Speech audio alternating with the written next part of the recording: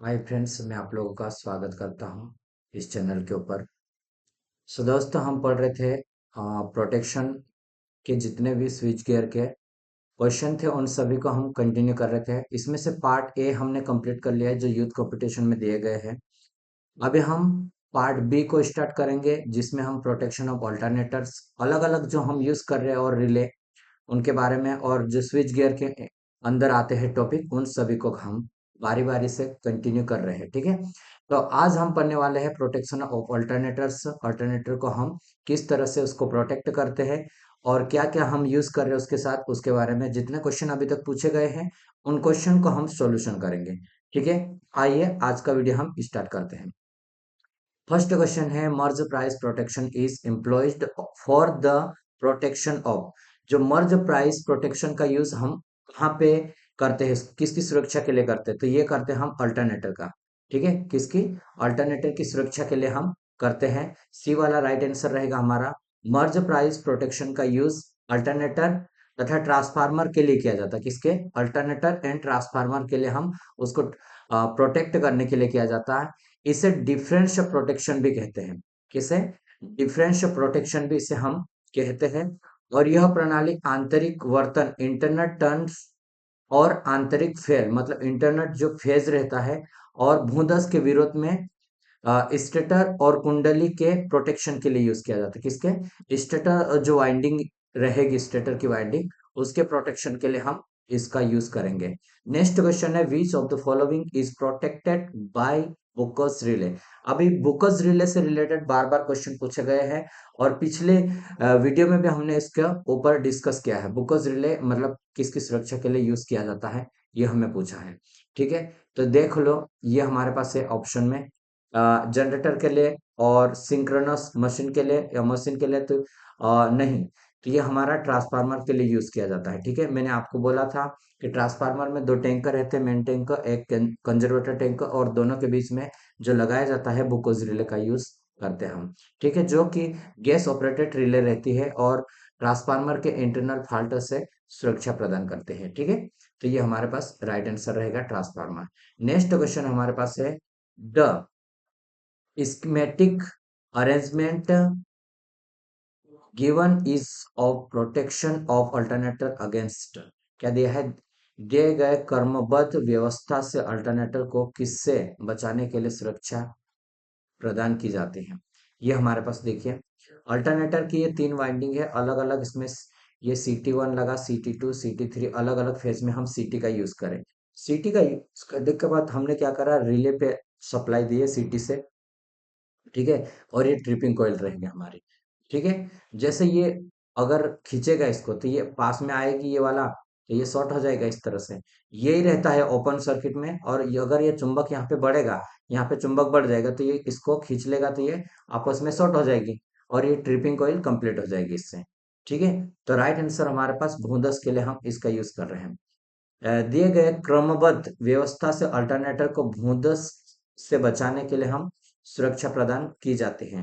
भूदस से बचाने मतलब आर्थ फाल्ट से बचाने के लिए रिले का यूज किया जाता है। आर्थ फाल्ट 10 रिले। ठीक है, ओवर करंट रिले का हम यूज कर रहे हैं इसमें। नेक्स्ट क्वेश्चन है, for a fault at terminals of the synchronous generator the fault current is maximum for a. Fault current maximum क्या है? ठीक है, तुल्यकालिक जनरेटर के टर्मिनल पर दोष के लिए, दोष धारा के किस लिए अधिकतम होगी? दोष धारा किस लिए अधिकतम होगी? तो किस कंडीशन में अधिकतम रहेगी? तो लाइन टू ग्राउंड फाल्ट में अधिकतम।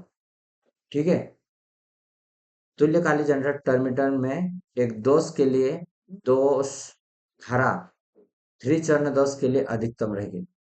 कौन से दोष के लिए? थ्री। और अधिकतम प्रदोष की स्थिति में लाइन टू ग्राउंड से प्राप्त हो गए। नेक्स्ट क्वेश्चन देखते हैं आप, जनरेटर को मर्ज प्राइस प्रोटेक्शन किस सिद्धांत पर काम करता है? किस सिद्धांत पर काम करता है? डिस्टेंस प्रोटेक्शन रिले, भूदस रिले, अतिभार रिले और डिफरेंशियल विभेदिक डिफरेंशियल प्रोटेक्शन रिले। ठीक है, इसमें काम करेगा ये डी वाला, जो कि जनित्र मर्ज प्राइस प्रोटेक्शन विभेदीय विभेदीय सुरक्षा या जिसको हम डिफरेंशियल प्रोटेक्शन रिले बोलते हैं, ठीक है, इसमें हम काम करती है। और नेक्स्ट है the use of Merz Price protection is applicable to. Merz Price सुरक्षा, मर्ज प्राइस प्रोटेक्शन का उपयोग खालिस्तान के लिए लागू होता है।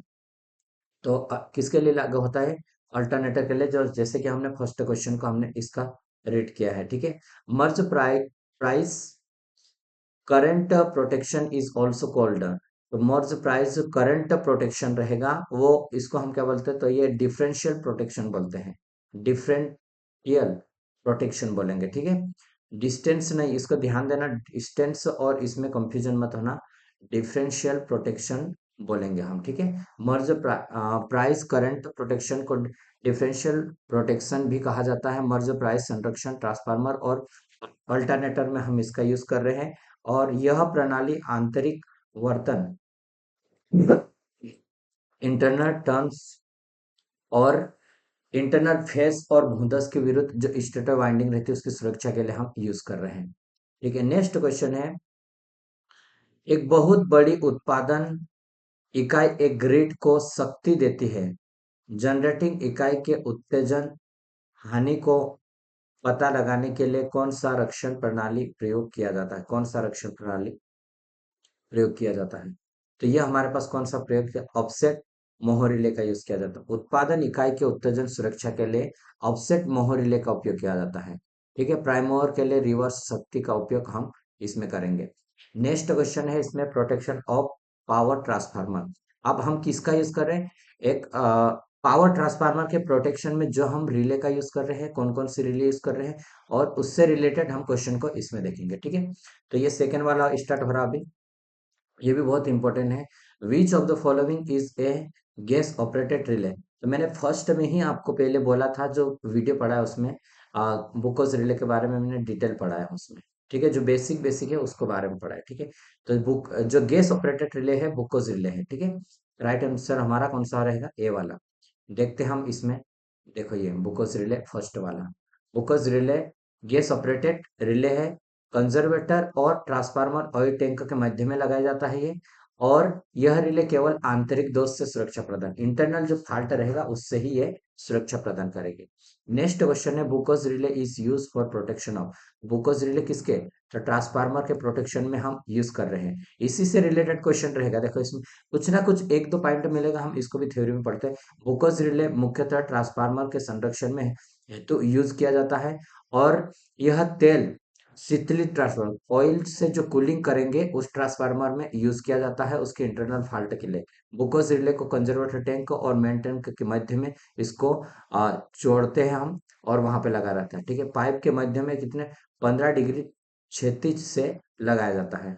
आंतरिक प्रदोष की स्थिति में सामान्य प्रदोष के समय अलार्म इसमें ऑन होता है और दोष की सूचना देता है, तथा गंभीर दोष होने पर, मतलब डेंजर फॉल्ट होने पर ये मतलब सर्किट ब्रेकर से ट्रांसफार्मर को सप्लाई से अलग कर देता है, सर्किट ब्रेकर से इसको अलग करेगा, ठीक है। नेक्स्ट क्वेश्चन है, which type of relay is use to protect against internal fault in transformer. Transformer में आंतरिक प्रदोष से बचने के लिए कौन से प्रकार की रिले इस्तेमाल में लाई जाती हैं? कौन से प्रकार की रिले? तो बुकोस रिले। ट्रांसफार्मर में आंतरिक दोष से बचने के लिए बुकोस रिले का इस्तेमाल किया जाता है। बुकोस रिले एक गैस प्रचालित रिले है और यह प्रायः तेल मतलब ट्रांसफार्मर में यूज किया जाता है शीतलन के लिए, ठीक है। और चौथा क्वेश्चन है, बुकोस रिले उपयोग किसकी सुरक्षा के लिए किया जाता है? तो ये ट्रांसफार्मर की सुरक्षा के लिए किया जाता है, ठीक है। नेक्स्ट क्वेश्चन देखते हैं हम, in a transformer Buchholz relay is use for detecting, ठीक है।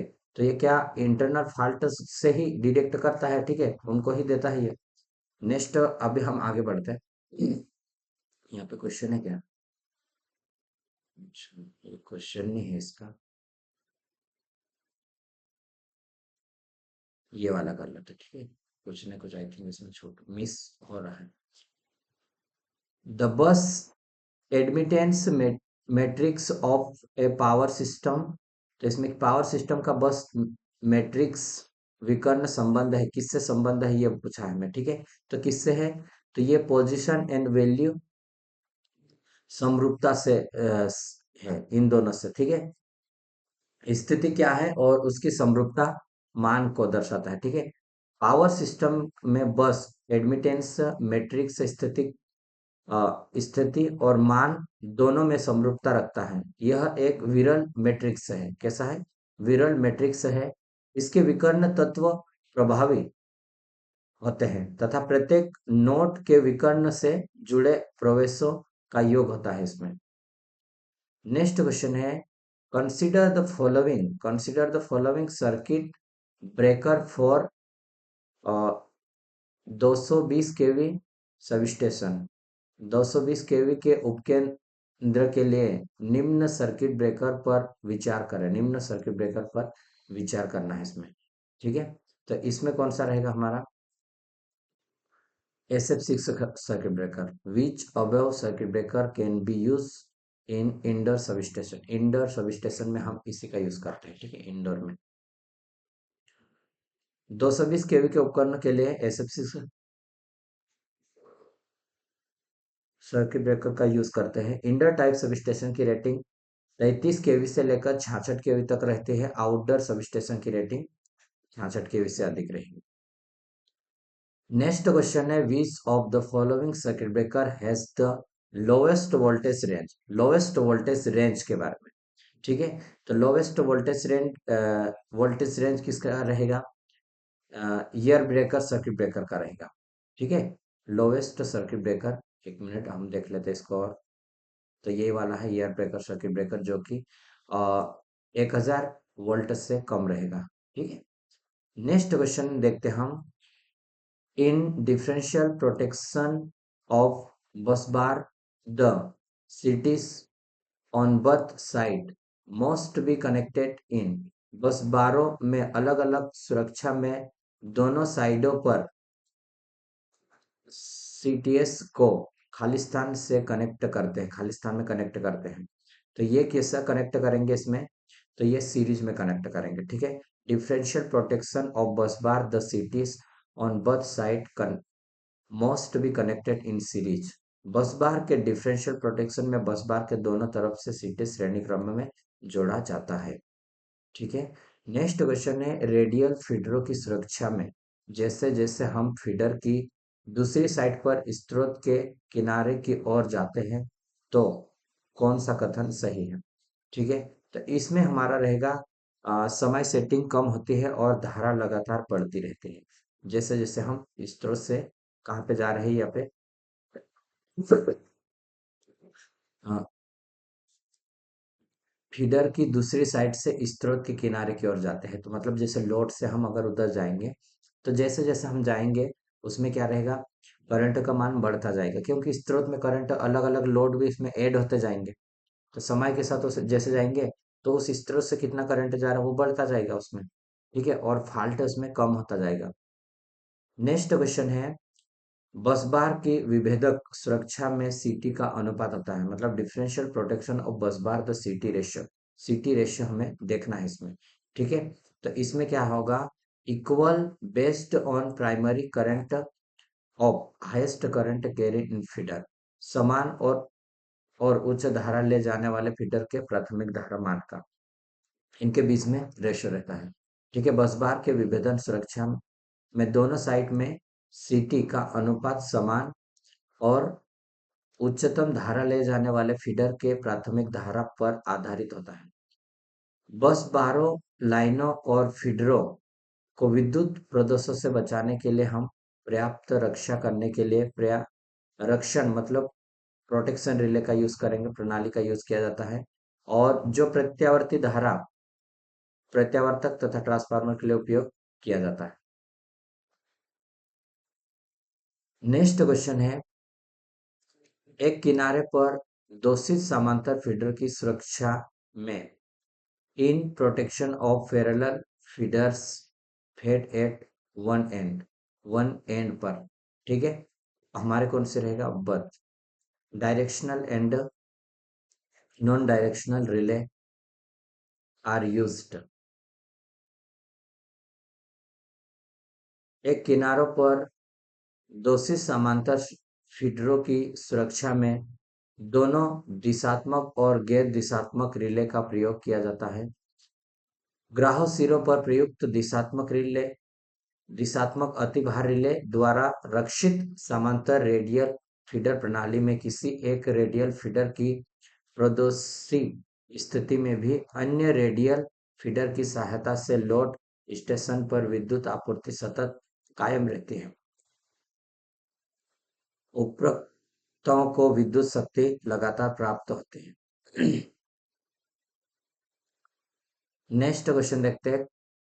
क्रांतिकीय क्लीनरिंग समय टर्म शक्ति तंत्र की सुरक्षा से संबंधित है।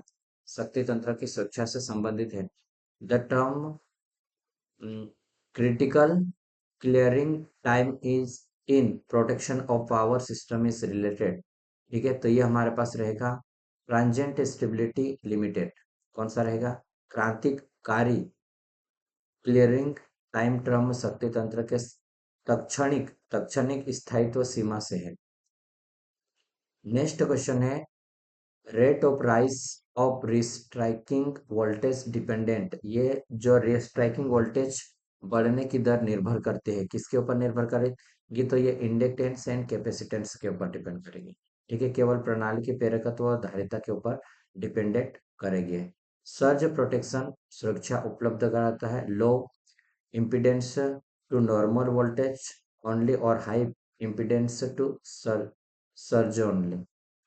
और नेक्स्ट हम देखते हैं, high impedance to normal voltage and low impedance to surge. Low impedance to surge, तो ये वाला राइट रहेगा, इसको याद रखना। ठीक है, सर्ज प्रोटेक्शन सर्ज का इसका यूज करते हैं high impedance to normal voltage और एवं लो इम्पीडेंस टू सर्ज। ठीक है, नेक्स्ट है रेडियल प्रणाली का उपयोग तब किया जाता है जब रेडियल प्रणाली का यूज। ठीक है, रेडियल प्रणाली का यूज तब किया जाता है, कब किया जाता है इसमें? तो कम विभव पर शक्ति का उत्पादन करना हो तो रेडियल प्रणाली का यूज करते हैं हम। रेडियल प्रणाली का उपयोग तब किया जाता है जब कम विभव पर शक्ति का उत्पादन करना हो। नेक्स्ट क्वेश्चन है, यह चित्र निम्नलिखित में से कौन सी वितरण प्रणाली को दर्शाता है? कौन सी वितरण प्रणाली को दर्शाता है? ये उप स्टेशन है। ठीक है, और ये वितरण और ये भार। ठीक है, ये ट्रांसफार्मर वितरण ट्रांसफार्मर लगा है और वितरण यहाँ पे भी हो रहा है और इधर की साइड भी हो रहा है। तो ठीक है, तो ये चारों तरफ हो रहा है, इसका मतलब रिंग सिस्टम है ये, रिंग। ठीक है, नेक्स्ट क्वेश्चन है, एरियल फीडर मतलब जिसको एरियल फीडर को हम इंग्लिश में क्या, रेडियल फीडर के काल प्रमाणित टाइम ग्रेडेंट तंत्र में प्रतिलोम निश्चित न्यूनतम समय inverse definite minimum time leg relay इस प्रकार नियोजित सेट की जाती है कि प्रचालन का निम्नतम समय क्या है हो। तो ये वाला हो जाएगा हमारा किसके, पावर स्टेशन से दूर के सब स्टेशन तक कम होता है। ठीक है, रेडियल फीडर के काल प्रवण तंत्र में प्रतिलोम निश्चित न्यूनतम समय रिले इस प्रकार नियोजित सेट की जाती है कि प्रचालन का न्यूनतम समय पावर स्टेशन से दूर के सब स्टेशन तक कम होता है।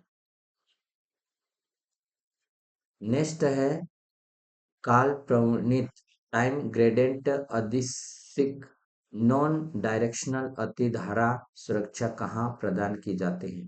कहाँ पे पर प्रदान की जाती है? तो रेडियल फीडर्स में इसका यूज किया जाता है। कहाँ पर? रेडियल फीडर में।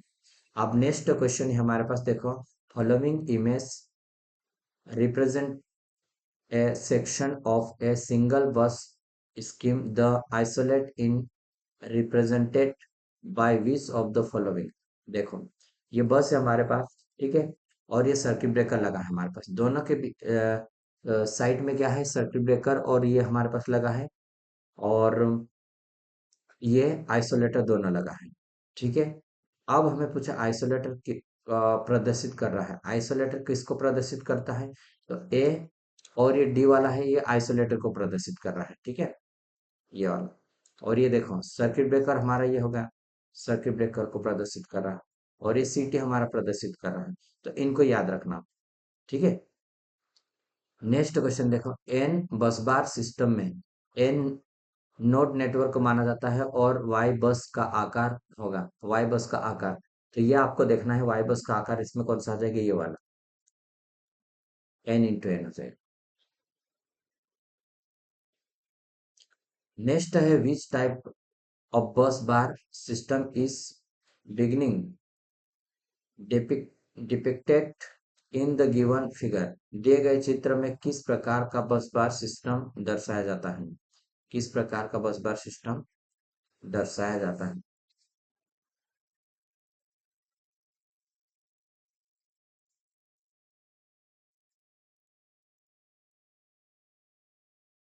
तो ये हमारे पास सिंगल बस बार सिस्टम विथ सेक्शनलाइजिंग का यूज किया जाता है, ठीक है। सेक्शनलाइज सिंगल बस बार का यूज करते हैं। नेक्स्ट है एक डुप्लीकेट बस बार सिस्टम में दो बस बार होते हैं, पहले को मेन बस बार कहते हैं और दूसरे को क्या कहते हैं, ठीक है, दूसरे को क्या कहते हैं। तो इसमें आएगा सेकेंडरी बस बार आएगा, ठीक है। डुप्लीकेट बस बार सिस्टम में दो बस बार होते हैं, पहले को मेन बस बार और दूसरे को स्पेरी बस सेकेंडरी बस बार कहेंगे, ठीक है। नेक्स्ट है इन इंफिनिटी बस बार। इंफिनिटी बस बार में क्या होता है, तो इसमें होता है कि कांस्टेंट वोल्टेज रहेगा और कांस्टेंट फ्रीक्वेंसी रहती है, उसको हम बोलते हैं कि इंफिनिटी बस बार बोलते हैं उसको। नेक्स्ट है सर्किट ब्रेकर में आर्क वोल्टता पूछा है, ठीक है। तो जो बस बार में जो आर्क वोल्टेज रहेगा, इसमें देखो ये कैसा होता है, फेज में रहता है, इन फेज। आर्क का न्यूट्रल प्योर रेजिस्टिव होता है, आर्क जो रहता है न्यूट्रल प्योर रेजिस्टिव रहता है, इस कारण से उसमें रेजिस्टिव सर्किट में क्या रहता है, जैसे ये रेजिस्टिव सर्किट है, रेजिस्टेंस, तो इसमें करंट एंड जो वोल्टेज रहेगा वो सेम डायरेक्शन में, ये सेम एंगल पे जाएगा, इसमें रहेगा, इस कारण से, ठीक है। नेक्स्ट क्वेश्चन है, विच्छेदक पर जब आर्क पूर्ण पूर्ण रूप से बुझ जाता है, एक्साइटिंग, तब विच्छेदक के ध्रुव पर उत्पन्न पर सामान्य आवृत्ति वोल्टता क्या कहलाती है, ठीक है। तो इसको देखते हैं हम, पर सामान्य वोल्टता आवृत्ति क्या कहलाती है। तो ये हमारे पास हो जाएगा रिकवरी वोल्टेज कहलाते हैं। विभेदक जब आर्क पूर्ण रूप से बुझ जाता है तब विच्छेदक के ध्रुव पर उत्पन्न सामान्य आवृत्ति वोल्टता सामान्य वोल्टता कहलाते हैं, ठीक है, सामान्य वोल्टता कहलाते हैं। अब यहाँ पे नेक्स्ट आ गया हमारे पास,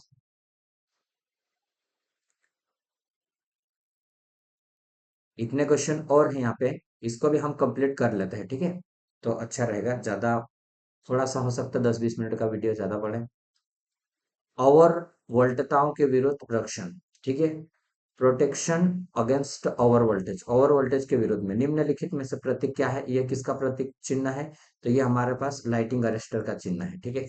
तो इनका सिंबल को भी याद रखना, कौन सा सिंबल है। और लाइटिंग अरेस्टर होता क्या है, देखो इलेक्ट्रिकल स्टेशनों पर और सब स्टेशनों पर हमने हमने क्या करा है, इलेक्ट्रिकल मशीन रहती है, ट्रांसफार्मर रहता है, अलग अलग प्रकार के सीटीपीटी और वीसीबी वगैरह सारे लगे रहते हैं इक्विपमेंट प्रोटेक्शन के लिए। इनको हम सुरक्षा देने के लिए, मतलब जो सर्ज लाइट रहती है उनसे, लाइटनिंग अरेस्टर जो मतलब बिजली गिरती है उससे सुरक्षा प्रदान करने के लिए हम इसका यूज करते हैं। ट्रांसमिशन और फीडर लाइनों में आरंभिक और अंत में लाइटनिंग अरेस्टर का हम यूज करेंगे, जो कि लाइन चालक और आई हुई बादलों की बिजली को सर्ज को स्टेशन या सब स्टेशन परिसर में प्रवेश करने से उसको रोकती है उसको, ठीक है, और डायरेक्ट उसको पृथ्वी में भेजेगी उसको, ठीक है। The propose of ground wire placed at the top of tower in transmission line in, क्या बोला है इसमें, जो ट्रांसमिशन लाइन में सबसे ऊपर हाइट पर लगाया जाता है, जो अर्थ वायर बोलते हैं जिसको हम, उसका क्या काम है, ठीक है। तो उसका काम क्या है, प्रोटेक्शन ऑफ लाइन अगेंस्ट, ठीक है, लाइन को मतलब ओवर वोल्टेज से सुरक्षा प्रदान करने के लिए हम यूज करते हैं, ठीक है। उच्च वोल्टता की संरचना लाइनों के टावर के शीर्ष पर भूतार रखने का मुख्य उद्देश्य अति वोल्टेज है ना, उससे प्रत्यक्ष विद्युत प्रतिघात और उच्च आवृत्ति की संरचित तरंगों से लाइन की रक्षा करना होता है। और भू टावर के शीर्ष पर प्रत्यक्ष रूप से भू संपर्कित होता है, जो कि विद्युत प्रघात के समय आकाश से बिजली को भूयोजित करने का पाथ प्रदान करते हैं, जिससे लाइन को हानि से होने से बचा सकते हैं। ठीक है, which of the following condition is unlikely to occur in a voltage surge. निम्नलिखित में से कौन सी स्थिति सर्ज वोल्टता में घटित नहीं होती, सर्ज वोल्टता में घटित नहीं होती है। ठीक है, तो ये हमारे पास कौन सी रहेगी, सर्ज वोल्टता में घटित नहीं होती है। तो फ्लिकर इन इनकंडेंसेंट लैंप। ठीक है, सर्ज वोल्टता के कारण किसी प- परिपथ का क्षणिक समय इंस्टेंटेनियस टाइम के लिए वोल्टता का मान बहुत अधिक हो जाता है, जिसके कारण परिपथ में लगे इलेक्ट्रॉनिक उपकरण, इंसुलेटर और सेंसिटिव उपकरण आदि युक्त नष्ट हो जाती है, जिससे उसमें लगा लैंप या कोई प्रकाश उपकरण फ्लिप कर नहीं करेगा, नष्ट हो जाएगा। ठीक है, नेक्स्ट क्वेश्चन पे आप आते हैं हम। Switching surge insulation failure and resonance can causes किस कारण से होता है। ठीक है, तो ये हमें दिया है, इसके क्या है, ओवर वोल्टेज के कारण होगा ये। किसके, ओवर वोल्टेज के कारण स्विचिंग सर्ज इंसुलेशन का फेल होना और अनुनाद ओवर वोल्टेज के कारण उत्पन्न होता है। इसे सर्ज वोल्टेज के नाम से हम जानते हैं। ठीक है, इसे कम करने के लिए हम क्या कर रहे हैं, हर्न गैप का या रोड गैप का या सर्ज एब्जॉर्वर का या सर्ज डाइवर्टर आदि जो हम यूज कर रहे हैं, इनका नाम भी याद रखना, ये नाम है इसमें, डाइवर्टर आदि का यूज करते हम। और लाइटनिंग के कारण उत्पन्न होने वाला ओवर वोल्टेज सबसे खतरनाक होता है, इसे कम करने के लिए हम सर्ज डाइवर्टर का यूज करते हैं। नेक्स्ट क्वेश्चन है हमारे पास, depending often the voltage to be handled switchgear may be broadly classified into। नियंत्रित किए जाने वाले वोल्टेज के आधार पर स्विच गियर को मोटे तौर पर वर्गीकृत किसमें किया जा सकता है। तो ये किसमें किया जाता है, तो ये outdoor type and ice indoor type में, दोनों में यूज किया जाता है। ठीक है, नियंत्रित किए जाने वाले वोल्टेज के आधार पर स्विच गियर इंडोर टाइप और आउटडोर टाइप का होता है। विद्युत प्रणाली में switch gear panel board switch board पर स्थापित की एक सम्मिलित युक्ति है, जो प्रणाली को नियंत्रित, मापन और प्रोटेक्शन प्रदान करते हैं। ठीक है, नेक्स्ट है, which of the following prevent the damage to a transformer due to lightning. निम्नलिखित में से कौन सा आसमानी बिजली गिरने पर ट्रांसफार्मर को पहुंचने वाली क्षतिज से रोकथाम करता है। तो इसको देखते हैं हम, कौन सा रोकथाम करता है, तो हर्न गैप रोकथाम करता है। अब ये कैसा, तो देखो ये इसमें क्या है, ये गैप है इसमें, ये इतना गैप दिया है इसमें, ये वाला। ठीक है, और ये हर्न गैप बोलते हैं उसको हम। ठीक है, रेजिस्टेंस और ये तड़ित से, तो जैसे आएगी तो यहाँ पे जो रेजिस्टेंस रहेगा वो पूरा शॉर्ट हो जाएगा और ये वर्क करेगा। ठीक है, बुक होल्ड रिले ट्रांसफार्मर में आंतरिक प्रदोष से सुरक्षा प्रदान करता है। ब्रीदर ट्रांसफार्मर तेल में नमी से अ, प्रदान करता है और कंजर्वेटर अतिरिक्त इसमें लगाया जाता है।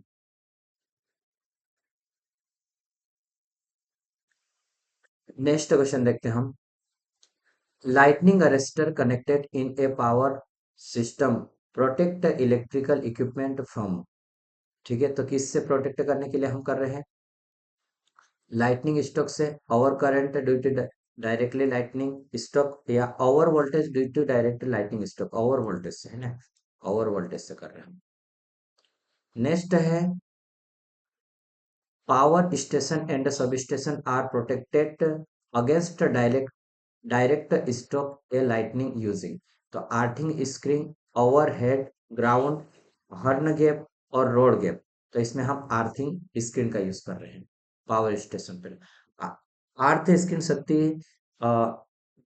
स्टेशन या सब स्टेशन वितरण में हम डायरेक्ट लाइटनिंग, आघात और विद्युत स्थिति या स्थैतिक प्रेरण या विद्युत चुंबकीय प्रेरण द्वारा उत्पन्न वोल्टताओं से रक्षा करने के लिए हम आमतौर पर चालक से बना हुआ एक जाल का हम यूज कर रहे हैं। इसमें एक जाल होता है और ये एक या एक से अधिक बिंदुओं पर नियोजित होते हैं, मतलब अलग अलग पॉइंट पर हम उसको क्या कर रहे हैं, ग्राउंड कर देते हैं। तो जब भी वो आता है किसी भी मतलब सब स्टेशन के एरिया में, तो वो क्या हो जाएगा, उसको ग्राउंडेड करेगा।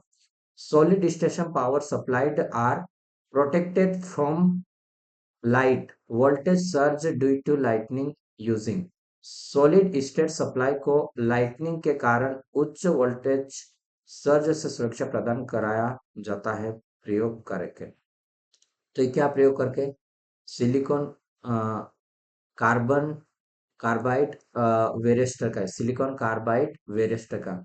सॉलिड स्टेट पावर सप्लाई को लाइटनिंग से उत्पन्न उच्च वोल्टता से सुरक्षा प्रदान करने के लिए सिलिकॉन कार्बाइड वे, वेरेस्टर प्रयोग किया जाता है। वेरेस्टर एक नॉन लीनियर रजिस्टर है जिसका प्रतिरोध वोल्टेज बढ़ने के साथ में घटता है। नेक्स्ट है a lightning discharge between coldest during a thunderstorm is of 10. The time of the discharge is 10 millisecond and determine the average lightning current। इसमें क्या बोला है, तीव्र आंधी तूफान के दौरान बादलों के मध्य तड़ित निरावेशन लाइटनिंग डिस्चार्ज 10 कूलम है और डिस्चार्ज का समय है 10 मिली सेकेंड।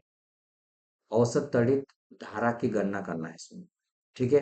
तो धारा की गणना आई बराबर क्या होता है, क्यू बाय टी रहेगा। तो कितने हमारे पास 10 कूलम है और मिली सेकेंड को हमने सेकेंड में कन्वर्ट कर लेंगे, तो ये हमारे पास ऊपर चले जाएगी। तो कितना हो जाएगा, 10 गुणित 10 की घात 3 बटे 10, 10 से 10 जाएगा तो ये हमारे पास 10 आ जाएगा। तो ये राइट आंसर सी वाला रहेगा, ठीक है। ये जैसे इसमें भी दिया है आप इसको भी कर सकते हैं। नेक्स्ट है what are fault dividers basically. तो कौन सा फाल्ट को डिवाइड करेगा, तो ये हमारा फर्स्ट स्विच है जो कि फाल्ट को डिवाइड करेगा, ठीक है। A ground wire is use to, ground wire use करते हैं ओवरलोड से बचने के लिए, एक अच्छा रेगुलेशन के लिए तो नहीं करते हम, अर्थ फाल्ट से परिपथ कंडक्टर और अन्य युक्तियों को जोड़ने के लिए। परिपथ को नहीं जोड़ेंगे, इसमें गिवन सपोर्ट दो टावर नहीं, तो हमारे पास ये वाला राइट आंसर होना चाहिए इसमें, ठीक है। 12वां था ये हमारे पास, 12वां क्वेश्चन। 1 सेकेंड, इसको हम बड़ा कर लेते हैं। सी वाला राइट आंसर। कौन सा ग्राउंड वायर का उपयोग सिरोपरी लाइनों को बादलों के प्रेरित आवेश और तड़ित सुरक्षा से लाइटनिंग डिस्चार्ज से बचाता है, सुरक्षित रखता है। भूतार का एक चालक है जो आलम्ब, इसमें देखो, तो ये कनेक्टेड है circuit conductor other device and earth device. हाँ, सारे other device and earth device से कनेक्ट करने के लिए। इतने क्वेश्चन कर लेते हैं अपन इसमें भी, ठीक है। Surge diverter can surge absorbers are the type. Surge diverter और सर्ज अवशोषण निम्नलिखित में से किसके प्रकार हैं। तो ये किसके प्रकार है, ओवर वोल्टेज प्रोटेक्शन डिवाइस के प्रकार है, ठीक है। ये हमने पढ़ लिया था, ठीक है। During arcing ground condition the phase voltage of the system rise. Arcing भू अवस्था के दौरान प्रणाली की फेज वोल्टता बढ़ जाती है, तो कितनी बढ़ जाती है ये हमारे पास रहेगा। तो ये टाइम इज नॉर्मली वैल्यू के इतनी बढ़ जाएगी, ठीक है। सर्ज ऑब्जर्वर कार्य करता है, तो ये सर्ज ऑब्जर्वर काम करेगा, सर्ज की वेव फ्रंट के स्टिफनेस को कम करता है, स्टिफनेस को कम करेगा ये, ठीक है। नेक्स्ट क्वेश्चन है हमारे पास, capacitive current breaking result in. तो कैपेसिटिव करंट को विघटन होते हैं, कैसे होता है, तो ये भी वोल्टेज सर्ज से ही इसको हम करते हैं कैपेसिटिव, ठीक है। आकाशीय बिजली प्रोग्राहक लाइटनिंग अरेस्टर किससे बना होता है? तो ये हमारे पास किससे बना रहेगा? तो ये हमारे पास अरेखीय रेजिस्टेंस रहेगा, नॉन लीनियर रहेगा और ये सीरीज में जोड़ा रहेगा। ठीक है। नेक्स्ट है, आकाशीय बिजली के कारण अधिक वोल्टेज के विरोध ट्रांसमिशन लाइनों की सुरक्षा में आकाशीय बिजली वाले प्रग्राहक को किसके बीच जोड़ा जाता है? किसके बीच में जोड़ा जाता है? तो ये जोड़ा जाता है ट्रांसमिशन लाइन चालक और आर्थ के बीच में हम जोड़ते हैं इसको। आकाशीय बिजली के कारण अधिक वोल्टेज के विरोध में ट्रांसमिशन लाइन में सुरक्षा का आकाशीय बिजली वाले ग्राहक को ट्रांसमिशन लाइन चालक और आर्थ के बीच में जोड़ा जाता है। लाइटनिंग अरेस्टर जोड़ा जाता है तो ये सीरीज विथ सीरीज में जोड़ेंगे हम बिटवीन द लाइन और आर्थ के बीच में। ठीक है। लाइटनिंग अरेस्टर सामान्य आमतौर के मध्य से जोड़ा जाता है भू और लाइन और इसके अर्थ के बीच में। ठीक है। इस तकनीक का यूज करते हैं हम बादलों से आने वाली जो है उससे। ठीक है। लाइटनिंग से thermal protection switch provided protected against, किसके अगेंस्ट में ये प्रोवाइड करेगा? तो ये हमारे पास हो जाएगा। देखिए यहाँ तक इसका हम 2 क्वेश्चन और कर लेते हैं। यहाँ पर आया नहीं है। ठीक है। इसके ऑप्शन नहीं है 16 से। आई थिंक मुझे लग रहा मिस, कुछ न कुछ तो मिस हुआ है इसमें। ठीक है। अब हम देखते हैं इसको। यहाँ से हम आगे सल्फर आर्ट यहाँ से हम अगले वीडियो में करेंगे, यहाँ तक रहने देते हैं। ठीक है। उसको मैं थोड़ा एक बार चेक भी कर लूंगा कि किसके ऑप्शन क्यों नहीं आए। ठीक है। तो आज के लिए इतना ही। वीडियो आपको पसंद आता है तो अवश्य इसको लाइक कर सकते हैं, आप सब्सक्राइब कर सकते हैं और आप जोड़ सकते हैं और अपने दोस्तों तक भी भेज सकते हैं। ठीक है। वीडियो देखने के लिए धन्यवाद।